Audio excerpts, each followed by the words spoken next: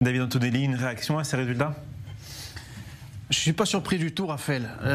Ça prouve justement, comme on l'a souvent et même évoqué sur ce plateau, que la rue arabe, en réalité, pour être la star de la rue arabe, pour être un héros, plus on est antisémite, plus on a la haine d'Israël et plus on va avoir la possibilité d'être élu personnalité de l'année. C'est ça qu'il faut retenir. Et d'ailleurs, je rappelle que si on a parlé de l'Égypte, il faut rappeler qu'il y a quelques années, ce sont des sites très sérieux. Le best-seller en Égypte, comme dans d'autres pays qu'on trouve dans les librairies, qui est le plus acheté, c'était Mein Kampf.